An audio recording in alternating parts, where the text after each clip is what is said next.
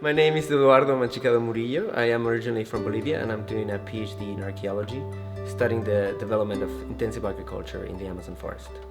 The general idea that we have of agriculture in the Amazon forest is that it's non-existent.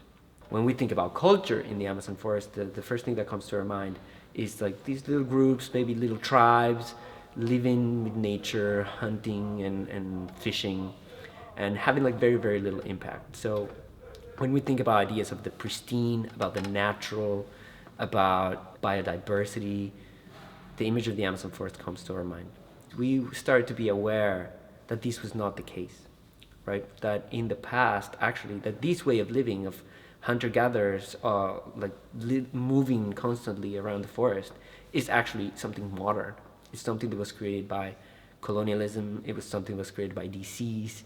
It's actually displaced populations that in the past actually were part of really big agricultural civilizations that not only did have like impact in the forest, but they actually transformed the landscape dramatically. They built huge systems of canals, huge systems of irrigation and platforms and what we could be considered in other parts of the world pyramids.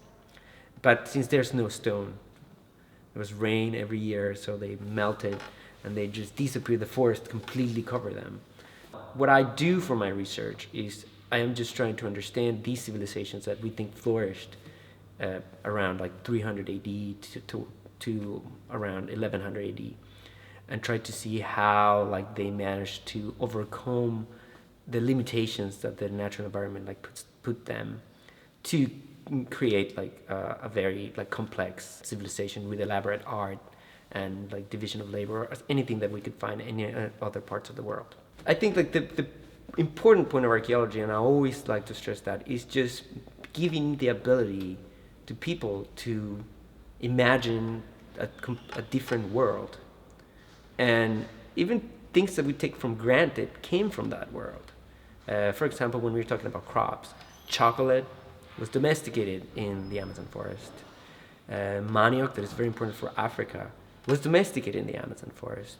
Chili peppers, peanuts, pineapple, a lot of things that we consume today come from this time, and maybe even like further back in time. Knowing this information just makes you like see the world in a very different way. One of the important things is also to integrate local people into participating in creating this knowledge. For now, I'm working with the museum and with a group of indigenous communities, but also with people from town. So I generally have a group of locals that help me, and especially a guide. It's already having an impact, but it is important that it's like more public. It's been taken like very politically, and it's changing like the position of like these groups. It's empowering them into asking for more rights. I always say like Bolivia has a lot of potential, but has like very little opportunity.